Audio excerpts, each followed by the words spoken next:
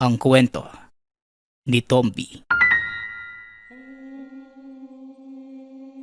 Ang kwentong ito ay hango sa totoong buhay. Mula ito sa isa nating tagapakinig. Karanasan, ito ni Alan. Walang eksaktong taon. Probinsya ng Masbate. Isa sa kinikilalang mamumuksa ng aswang sa bayan ay ang pamilya ni Alan. Manunugis ang kanununuan.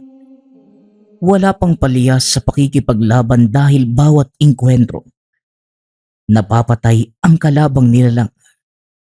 Ngayon na umabot sa kanyang henerasyon, ito ang napasahan ng responsibilidad. Handa namang gampanan ang tungkulin at mas mahusay pa sa nasundang miyembro ng angkan. Alan, pakihatid nga itong niluto kong suman sa bahay ni Maring Pining. Wala tayong may bibigay na limos sa lamay ng kanyang asawa. Kaya ito na lamang. Pwedeng ipares sa kape ng mga bisitang makikiramay. Isama mo na rin yung mga tira na produkto nating kabibing lampara. Pandagdag ilaw sa kanila. Ito rin palang kasoy. Ibigay na rin. Bilao ang paglagyan mo para madala lahat. Ihanda mo na lamang para kapag luto na itong kakanin, lalakad ka na lang. Wika ng ina. Kasalukuyang nagsisibak ng kahoy si Alan sa bakuran. Tumigil din nang madinig ang utos ni Nanay Monica. Inihanda ang bilao at mga ihahatid sa kabilang bahay. Ang dami nyo namang niluto na eh. Pang buong barangay na yata yan. May tuyo tayo rito. Isasama na rin po ba?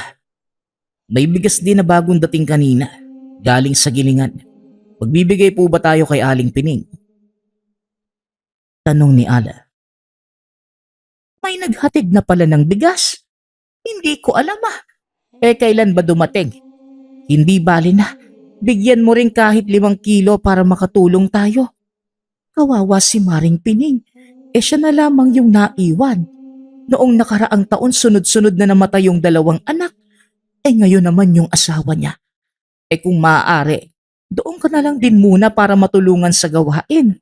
Susunod ako pagkatapos rito ha. Muling wika ng ina. Habang inaayos ang kakanin sa bilao. Sige po nay. Wala rin naman kasi si Joey kaya walang katulong doon sa lamay. Tapos na rin naman po ako magsibak eh. Naipasok ko na rin po sa silong yung mga kahoy. Ayos na yan anak.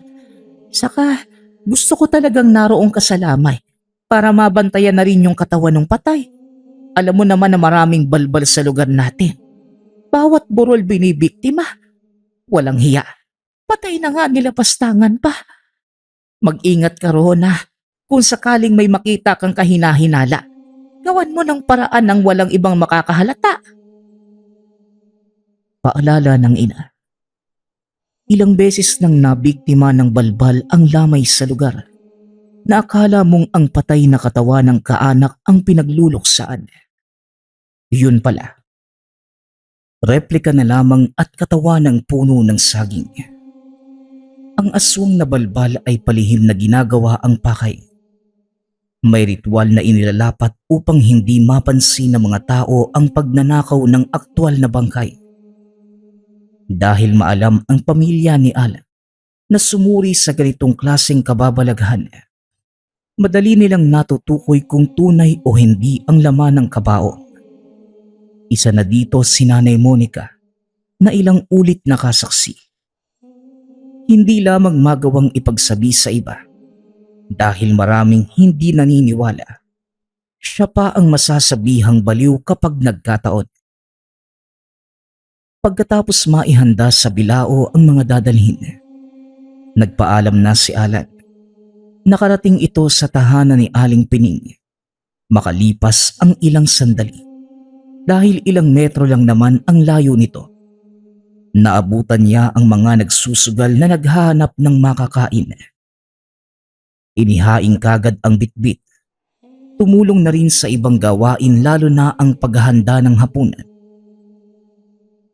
Alan, ang bait mo talagang bata, ano?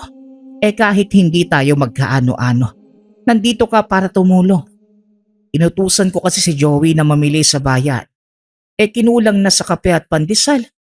Kaninang umaga ko pa siya inutusan. Pero magagabi na, wala pa rin. Ito talagang batang to. Pumupuslit na naman siguro sa sabungan. Ay nako, wika ni Aling Pining. Pamangkin ng asawa nito si Joey na kinupkop upang may makatulong sa kanilang mag-asawa.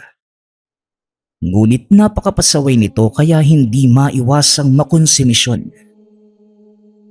Ganyan naman po talaga yung kabataan ngayon, lalo na sa edad namin. Hindi talaga kayang pigilan yung sarili, lalo na sa mga bagay na nakahiligan. Baka mamaya, uuwi na rin yung si Joey. Tugon ni Alan. Pansin ko nga na ganyan yung kabataan sa panahon ngayon. Pero naiiba ka. Responsable sa buhay at hindi sumasali sa anumang kaguluhan. Hindi katulad ni Joey na minsang umuuwing hinahabol ng kaaway. Mabuti pa si Maring Monica, napalaki ng mabuti ang kanyang anak. Muling wika ni Aling Pining. Tumawa na lamang si Alan sa sinabi nito. Ilang sandali pa ay dumating na si Joey. Dala ang mga pinamili. May dala ding balitang kababalaghan na pasikretong ibinulong sa kanya. Paring Alan, mali ka nga muna.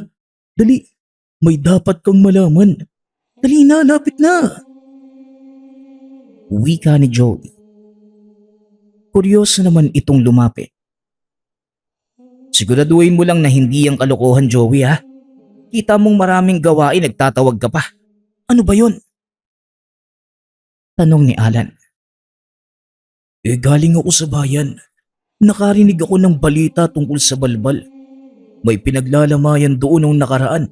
Ang sabi ng manong na nakausap ko, biktima ng aswang yung patay. Walang naniwala noong sinabi niya. Alam mo naman na hindi lahat ng tao sa lugar na ito naniniwala, di ba? Alam mo kung ano yung mas matindi? Kilala nung manong na yun yung balbal. Taga dito daw sa sityo natin. Hindi niya alam yung pangalan pero kilala sa muka. Wala akong ideya kung sino eh. Ayaw naman niyang sabihin. Pagsasalaysay ni Joey. Napaisip si Alan. Halos 2 dekada nang nakatira sa lugar. Ngunit wala itong kilalang aswang na taga roon. Sigurado ka ba? Baka loko-loko yung manong na napagtanungan mo, ha? Alam mo yung pamilya namin. Nakikilala yung aswang kahit nasaan yung tao pa yan. Wala akong natutukoy na taga rito sa atin eh. Napaniwala ka naman ng manong na yun. Malay ko rin pero baka totoo. Posible naman di ba? Sa dami ng tao rito, hindi natin sila personal na kilala. Baka nagawang itago ng mabuti yung katauhan. Pero para sa lamay ni Lolo Pasito, kinakabahan ako. Bawat lamay kahit sa amang lugar, halos nabibiktima ng balbal na yan eh. Pero kung si Lolo Red, patay na nga eh, bibiktimahin pa. Napakahalang ng kaluluwa ng lintik na aswang na yan. Wika ni Joey. Subukan lang nila na lumapit dito. Ako mismo ang magliligpit sa kanila. Wika ni Alan. Natuwa naman ang kaibigan dahil alam nito na hindi sila pababayaan. Lalo na kung pambibiktima ng aswang ang pag-uusapan. Nang mga sumunod na sandali, naging abala sa pag-asikaso ng mga bisitang nakiramay. Silang dalawa ni Joey ang naghahatid ng pagkain at kape sa bawat lamesa. Sina Aling Pining at Nanay Monica naman ang kumikilos ng gawaing kusina. Sa kalagitnaan ng sitwasyon, naagaw ang pansin ni Alan sa dumating na 2 lalaki. Hindi niya kilala maging si Joey. At simpleng lumapit sa kabaong ang mga ito. Naluluhapang nakatingin sa patay. Ilang sandali pa lumabas si Aling Pining. Inaasahan nilang kilala ng matanda ang mga lalaki. Ngunit laking gulat nila ng hindi. Sigurado ka, Lola? Sa kilos ng mga yan, parang malapit kay Lolo. Di niyo po ba talaga kilala? Tignan niyong mabuti baka nakalimutan niyo lang. Tanong ni Joey. Tigilan mo nga ako, Joey. Loko kang bata ka. Sabing hindi ko nga sila kilala. Saka iilan lang yung kaanak ng Lolo Pasito mo. Lahat pa naroon sa Mindanao at walang nagpaalam sa mga yon. Sandali, lalapitan ko para malaman natin. Tugon ni Aling Pining. Nilapitan ng matanda ang dalawang lalaki. Tinanong kung kaano-ano ng yumaong asawa. Sinagot siya at sinabing kaanak. Pamangkin sa pinsan. Pinaniwalaan naman ito ni Aling Pining. Hindi naisip na magduda. Ito talagang si Lola ang daling mauto. Iniyakan lang ng dalawang yan yung kabaong ni Lolo. Tapos sinabing kaanak, naniwala rin kagad. Ewan ko ba, basta wala akong tiwala sa mga lalaking yan. Itsura pa lang parang wala nang gagawing maganda Wika ni Joey. Kahit si Alan, hindi kumbinsido. Base sa galawan ng mga ito, parang merong ibang motibo. Kaso nga lang, hindi magawang kumontra dahil kay Aling Pining. Nasa asawa nang namatay ang pagpapasya. Kahit si Joey na pamangkin, walang nagawa. Binantayan na lamang nila ang kilos ng mga ito. Wala namang kahina-hinala ngunit hindi magawang magpakampante. Ewan ko lang talaga paring Alan. Malakas talaga yung kutob ko na may mali sa dalawang yan Noong lumapit ako para mabigyan sila ng makakain, biglang bumigat yung pakiramdam ko. Parang mga halimaw yung kaharap ko Hindi pa tumitingin, parang umiiwas na. Lapitan mo nga, sigurado kung higit pa rito yung mapapansin mo. Wika ni Joey. Itinulak pa nito si Alan papunta sa kinaroroonan ng mga lalaki. Lumapit na lamang din para makasigurado. Inalok ng mani ang dalawa. Segundo pa lamang ang tinagal sa harapan ng mga ito. Ngunit may napapansin na siya kagaya ni Joe. Hindi rin mapalagay ang tangan at mapansing namamasa ang likurang bulsa ng pantalon sa pagkulo ng dalang lana. Kitang-kita niya rin ang reaksyon ng dalawa pero hindi masyadong nagpahalata. Tinanggap nito ang iniaabot niyang pagkain. Ngunit nang abutan ng asin para ipares sa mani, agarang humindi. Pangontra ito sa aswang. Hindi man gaanong malakas ngunit may bisa pa rin.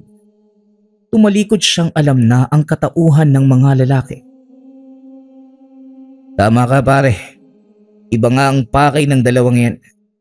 Masama yung pakiramdam ko Mas mabuti pa sigurong magmanman tayo ng maigi.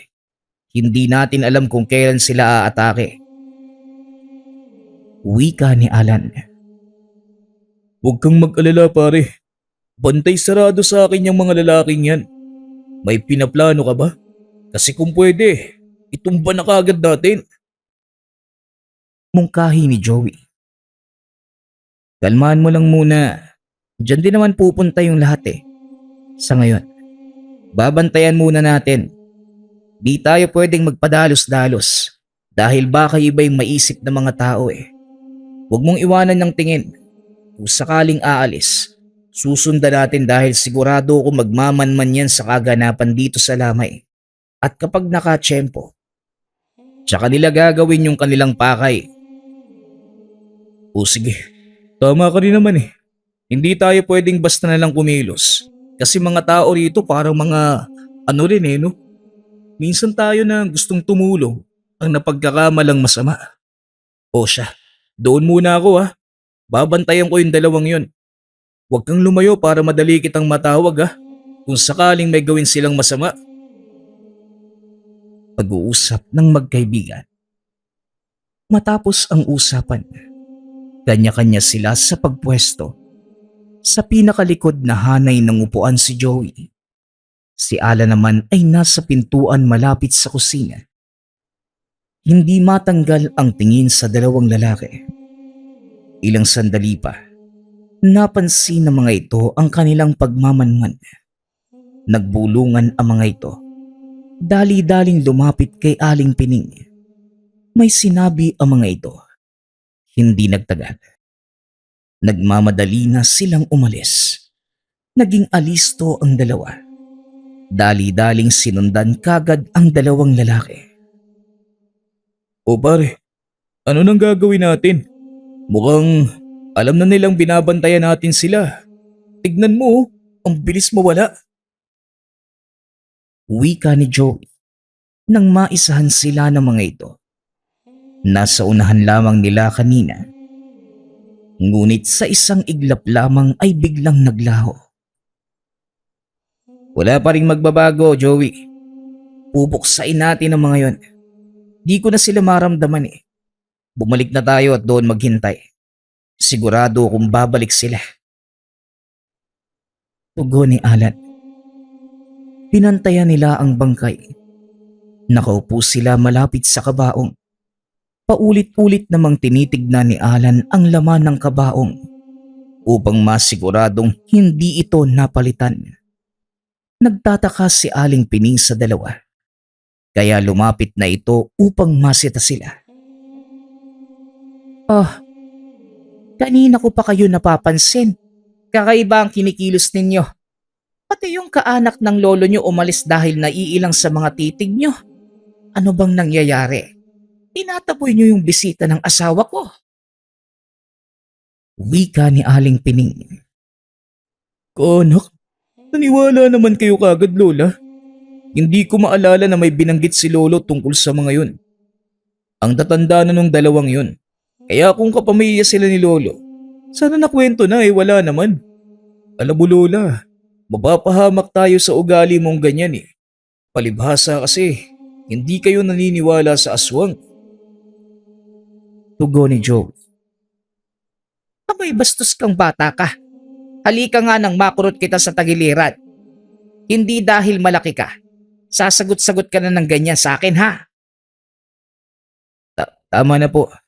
Pasensya ka na, Aling Pining ha. Medyo lasing lang tong si Joey kaya hindi niya alam ang sinasabi niya. Nakitungga kasi sa inuman ni Mang Kanor dyan sa tabi. Mas mabuti pa siguro kung sa kusina na lang kayo. Maraming tao roon. Hihingi yata ng kape. Ay oo nga. O siya, doon na ako. Ikaw Joey ha. Malilintigan ka pa sa akin mamaya. Humanda ka. Banta ni Aling Pining. Dali-dali na itong bumalik ng kusina. Ikaw kasi Joey. Alam mong medyo mainitin yung ulo ni Aling Pining, ginaganon mo pa. Ang punto natin dito, mabantayan yung katawan ni Mang Pasito laban sa mga balbal. Huwag mo nang singitan ng kung ano-ano pang pag-aawayan nyo. Wika ni Alan. Hindi na nagsalita pa si Joe. Itinuloy nila ang pagbabantay buong magdamag. Alistong-alisto ang dalawa. At sa kabutihang palad, wala namang masamang nangyari ng gabing yon. Kinabukasan, inabangan nila ang pagbalik ng mga kalalakihan. Ngunit wala ni isang nagpakita. Hindi maganda ang kutob ni Alan na mga sandaling yon. Oh anak, kumusta pala kagabi doon sa lamay? Hindi na ako nakapunta dahil nakatulog. Wala naman sigurong nangyari. Oh, base sa mukha mo, parang meron. Meron ba anak? Tanong ni Nanay Monica. Nanay, may dalawang lalaking nagpakilalang kaanak ng yumao eh. Pero hindi kami kumbinsido ni Joey. Nang suriin ko yung dalawa, mga aswang yung mga yon. Hindi lang namin nahuli kasi nakawala eh. Hindi namin alam kung nasa na. Pero naniniwala kung babalik yung mga yon. Sila pa. Sa ugali nilang mga balbal, sigurado kung babalikan nila ang lamay. Kahit delikado para sa kanila. Wala silang pakialam basta makuha lamang yung pangkay. Tugon ni Alan. Isa yan sa paraan nila para malapitan ang bangkay. Masuri. Yan ang una nilang ginagawa. Naniniwala rin akong babalik ang mga yon. May plano ka na ba, anak? Meron naman po, Nay. Aabangan ko sila. Bago pa nila magalaw yung katawan ni Mang Pasito, kailangan muna nilang lampasan yung lupit ko. Wika ni Joey. Bumalik ito sa tahanan ni Aling Pining kasama ang ina. Kagad niyang minanmanan ang paligid. Wala itong nakitang mali kaya nagpatuloy sa pagtulong sa mga gawain. Naging abala sila sa mga sumunod na sandali. Dahil huling gabi na ng lamay, libing na kinabukasan. Nawala sa isipan ang tungkol sa mga lalaki sa pagdaan ng mga kakilalang nakikiramay. Kabilang narito ang mga kasamahan sa trabaho ng yumao at kaanak ni Aling Pining. Sa kaliwat ka ng gawain, hindi na naisip ang mahalagang bagay. Sa gabing iyon, nagsagawa ng seremonyas ng misa para mabendisyonan ng katawan. Marami ng tao ang naghihintay sa pagdating ng pari. Medyo masukal ang lugar. Mahirap ang daan kaya natagalan. Hindi nasimulan kaagad dahil pinakain muna ng hapunan ang mga alagad ng simbahan. Habang naghihintay, napansin ni Joey ang dalawang lalaki. Nakatayo sa hindi kalayuan. Pasimple niya itong ipinaalam kay Alan. Pare, nandito na yung mga lalaki. Kakaiba yung tingin nila, oh. Wala talagang sinasanto yung mga yan. Kitang nandito yung alagad ng simbahan. Hindi ba sila natatakot? Parang simple lang para sa kanila na lumunok ng takot, ah. Ano? Papalag na ba tayo? Tanong ni Joey. Tinignan ni Alan ang kinalalagyan ng dalawa. Distansya ang mga ito sa bahay. Palingalinga sa paligid na parang naghahanap ng tamang pagkakataon. Papalag na tayo. Humanda ka na. Lalabanan natin sila. Teka, sasali ka ba sa pagtugis o hindi? Tanong ni Alan. Kaya mo naman siguro yung mag-isa, hindi ba? Ano kasi, parang mas gusto kong makinig ng banal na salita ng Diyos. Kaya mas ayos siguro kung dito na lang ako, no? Magsisimula na rin kasi umisa mamaya. Tugon ni Joe, sabay talikod sa kanya. Napabuntong hininga na lamang si Alan sa kinilos ng kaibigan. Akala pa naman niya may makakasama na sa labanan. Isinawalang bahala niya ang reaksyon nito at binalingan ang mga lalaki. Dahan-dahan na silang kumilos. Sinundan niya ang dinaanan ng mga ito papunta sa kakahuyan. Mabilis ang kilos ng dalawa. At habang tumatagal, isa na lamang sa dalawang lalaki ang nasundan. Hindi niya napansin kung nasaan. Ngunit nang makita na umuusal ang kasama nito, may iilan pang kilos ang mga kamay na para bang nagriritual. Ginamit din niya ang natutunang orasyon at dito napag-alamang nakahanda na ang isa para tangayin ang bangkay sa lamay. Nagmamadali itong bumalik ngunit hinatak ng nilalang. Dali-dali siyang pinigilan. Ayos ah. Ano? Sasaluhin mo lahat ng lupit ko? Uunahin ko sana yung kaibigan mong nandun. Pero ikaw tong nagpresentang mauna. Wika ni Alan. Hanggang sa naging ganap na itong aswang at umangil sa kanyang harapan. Alam nyo, ang kakapal ng mukha nyo no? Nabisto na nga bumalik pa. Ganyan ba talaga kayo kadislidong makuha yung ninanais na biktima? Lumapit ka para malaman mo kung gaano ako nagpipigil. Muling wika ni Alan.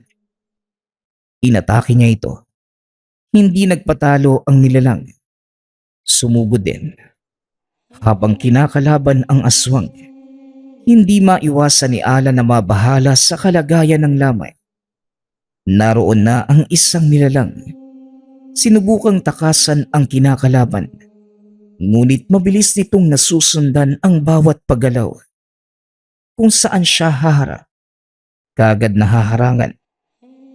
Ilang ulit pa itong natutumba dahil sa tindi ng lakas ng nilalang. Ayos ang lupit din ng kilos mo. Mahusay ka pare. Wika ni Alan. Hindi niya maiwasan itong sabihin. Naggulat sa kakayahan ng balbal. Muling umatake ang aswang. Nahirapan itong kumalaban dahil hindi nadadaan sa mano-mano. Wala itong dalang patalim kaya hindi naging madali. Ngunit nagawa naman ang paraan. Nakaisip habang nasa kalagitnaan ng pakikipagtuos. Hinuhuli ang mga kamay nito at siyang ginamit upang kitilin ang sariling buhay. Ang mga kuko ay tumagos sa lalamunan. Humandusay na lamang ito sa lupa. Naghanap siya ng matulis na bagay sa paligid. Nang makakuha ay kagad tinuluyan. Dali-dali siyang bumalik ng lamay. Nahagip ang balbal na nakaabang sa itaas ng puno. Nagriritwal. Nang makakuha ng patalim sa tahan, walang pagdadalawang isip na hinamon ang nilalang. Kasalukuyang nagaganap ang misa kaya hindi pa nito nagawang tangayin ang bangkay. Sila naman ngayon ang nagtuos. Parehong ayaw magpatalo sa isa't isa. Ibinuhos ang buong lakas. Sinubukan itong umasal ng kung anong mga salita ngunit nagawa niyang pigilan. Tinaga ngunit daplis lamang ang inabot. Nagpatuloy ang kanilang labanan. Naagaw nito ang patalim at siya ang pinagtataga. Kaso hindi ito tumatalab. Anong akala mo? Ganun lang yun. Itong sayong hayop ka. Tinaga niya ito ng tinaga hanggang sa humandusay na lamang. Pasimple niyang pinahid ang sariling pawis at naupo sa tabi ng nilalang. Alam mo, tarantado talaga yung lahi niyo no? Naghahanap ng sariling kamatayan. Buti sa akin kayo napadpad. Ito, pareho kayong bagsak ng kasama mo. Nagpanggap ang kaanak ng yumao. Ang kakapal ng budhi niyo no? Ang dami niyong alam para lang makuha yung ginugusto niyong biktima. Wika ni Alan habang patuloy lamang sa pagtadtad ng katawan ng balbal. Natigil lang ng matauhan sa ginagawa.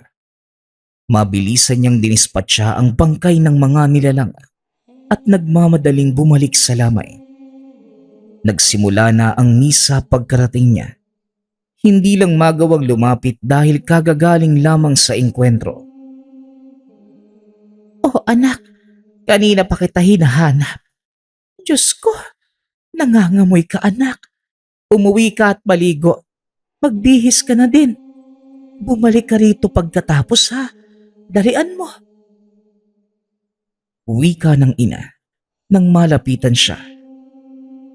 Pare, kumusta yung laban? Anak ng dinuguan. Mas nangangamoy aswang ka pa kaysa sa tunay na aswang pare. Nalahian ka ba habang nakikipagtuos? Pabirong wika ni Joey. Hindi naman nakapagpigil si Ana. Kaya ipinunas ang palad na merong mantsa ng dugo ng nilalang. Tinalikuran na niya pagkatapos. Umuwi ito ng tahanan. Naligo. Nagbihis at bumalik kagad sa lamay pagkatapos. Pasimpleng nakiupo at nakinig ng salita ng Diyos. Pagkatapos ng misa, tumulong na siya sa pagsisilbi sa mga bisita. Binibigyan ng makakain at maiinom. Uy, kwentuhan mo naman ako sa nangyari. Ang tagal mong bumalik ka. Mabuti naman nakaabot ka pa sa misa. Kung sa bagay, matagal na simulan yung misa Dumaldal pa yung pari. Tapos yung pastor at sakrista naman, medyo makakalimutin. Naiwanan ba naman yung ibang gamit? Diyos ko. Mga taga-silbi, aanga-anga rin pala. Ano na nga yung nangyari? Pagpupumilit ni Joey, nang sila na lamang ang nasa kusina. Kung sumama ka kanina, hindi ka sana magtatanong-tanong ngayon. Mas mabuti pa nga yung manok sa'yo. May katapangan pa. Ikaw, magaling ka lang sa salita. Tapos kung dumating na yung aktwal na sagupaan, ang dami mo ng rason. Tugon ni Alan. Ito naman, parang yun lang eh. Di kasi ako'y pinanganak na matapang katulad mo. Saka magsasaka ng mais yung pamilya ko. Hindi magdirigma tulad nyo. Ang tatapang ng dugo nyo. Tapos sa amin naman ang duduwag. Kaya ano na nga yun nangyari kanina? Paano mo itinumbay yung mga yun? Pagkwento ka na para may pagmayabang ako sa mga kaibigan ko. Dali na. Patuloy na pangungulit ni Joey. Ganyan ka no? Ninanakaw mo lang yung kwento ko para ipagyabang sa mga barkada mong utu-uto. Magpaawat ka na nga. Ito na lang kasi yung lamutakin mo. Lumayo ka nga sa akin. Ang kulit mo eh. Ang arte naman ng lalaking to. Yun lang naman eh. Napakadamot mo. Wika ni Joey. Ngunit hindi pa rin bumigay si Alan. Lumipas ang gabi na magaan ang pakiramdam ni Alan. Sa nagawang pagpuksa sa mga aswang, nakahinga na ito ng maluwag. Kinabukasan, naging maayos ang pagpapalibing. Walang anumang aberyang nangyari. Payapang natapos ang huling araw ng yumao. Hinanap pa ni Aling Pining ang dalawang lalaking nagpakilalang kaanak. Dahil ang sabi ay dadalo sa libing. Ay naku, ito talagang si Lola. Hinahanap pa talaga yung mga halimaw. Nauna pang nailibing kaysa kay... Dali-daling hinampas ni Alan ang bibig nito. Hindi na nais pang ipaalam sa ibang tao ang nangyari. Lalo na kay Aling Pining na hindi naniniwala sa mga ganitong bagay. Baka naman may mga bagay na inaasikaso, kaya hindi nakarating. Ang importante nakadalaw sila sa lamay. O siya, malapit na yatang umulan. Umuwi na tayo bago pa maabutan. Joey, Alan, kay Mang Jojo kayo sumabay kasi hindi na tayo kakasya sa sakyan ng barangay. Sa bahay na lang tayo magkita-kita. Dumiretso ng uwi ha. At baka kung saan-saan pa kayo susuot. Wika ni Nanay Monica. Marahang tumango ang dalawa. Umuwi namang kagad kagaya ng sinabi ng ina. Dahil sa nangyari, nabawasan ang alalahanin ni Alan. Wala nang lamay sa malapit kaya't makakapagpahinga sa panunugis ng balbal. Muli niyang binisita ang lugar na pinagdispatsahan ng mga bangkay nito. Wala nang kahina-hinala at unti-unti nang kinakain ng uod ang katawan. Bumalik ito ng tahanan at sariling buhay naman ang pinaglaanan ng oras. Ang susunod nating kwento ay mula sa isa nating tagapakinig. Karanasan ito ni Felix. Walang eksaktong taon. Probinsya ng Zamboanga.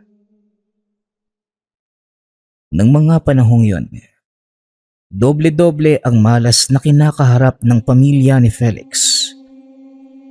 Naging sunod-sunod ang pagkawala ng mga mahal sa buhay.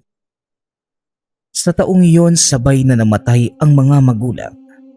At paglipas ng ilang buwan, sumunod naman ang bunsong kapatid. May sarili na ding pamilya si Felix. Mabait naman ang napang-asawang si Carmila. Nagkaroon din sila ng isang anak na si Josefa. Kasamang naninirahan nito ang asawang anak sa sementeryo. Kaya tuwing araw ng undas, marami namang kita si Felix sa pagiging isang sepulturero. Ngunit alam niyang hindi lamang siya dapat umasa roon. Kaya tuwing umaga, namamasukan ito bilang mananahi ng sapatos. Biyasa kong ituring si Felix na mga katrabaho dahil sa 30 taon itong serbisyo. Matapos ang trabaho, kagad naman itong umuuwi ng tahanan sapagkat 2 oras ang lalakarin pauwi ng sementeryo. 1 oras na paglalakad sa lubak na kalsada, 1 oras naman papunta sa sementeryo. Patag naman ang daan papunta doon, ngunit napakadilim ng paligid dahil sa dami ng punong nakapalibot. Nasanay na lamang si Felix sa iba't ibang elemento, kaya madali na lamang ang paglalakad sa dilim. Pagka-uwi ng tahanan, palagi namang nakaabang ang mag-ina niya sa pinto. Sa ilang taong paninirahan, wala namang nanggambala sa kanila. Subalit ang taong ito ay naging palaisipan para kay Felix. Napaka-misteryoso ng pagkamatay ng mga mahal sa buhay.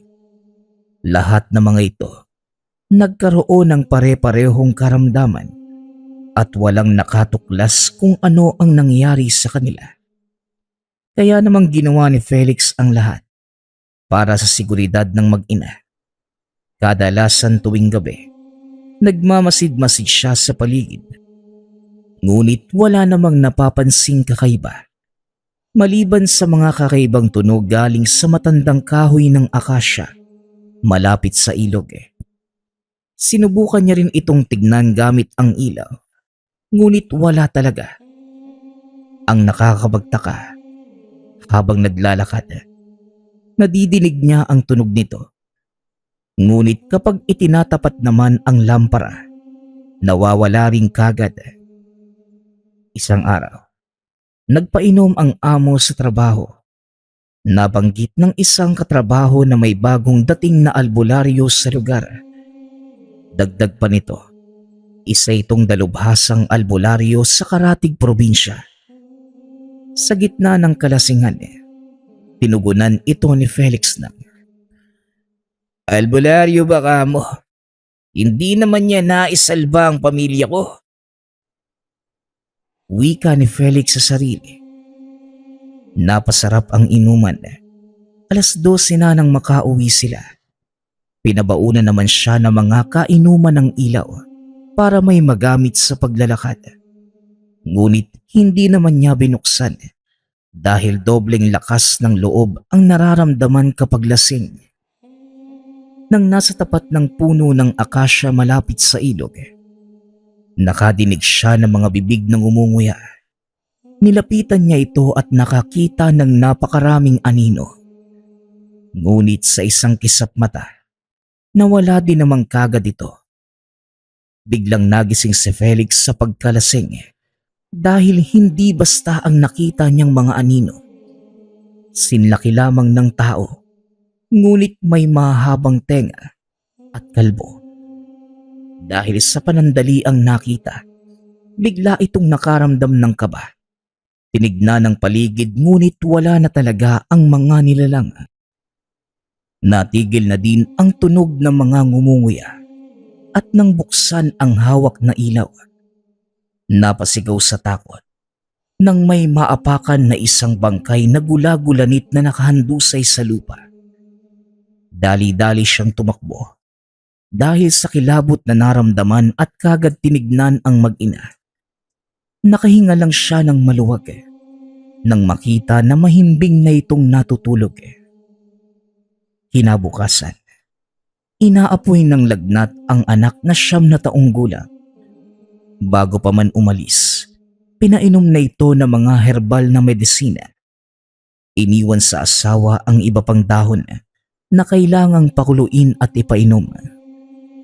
Sa maghapong trabaho, wala itong ibang nasa isip kundi ang may sakit na anak. Kaya naman pinayagan siyang makauwi ng maaga. Pagkauwi, labis itong kinabahan. Nang makita ang sakit na nangyari sa anak ay siyang kinamatay ng buong pamilya.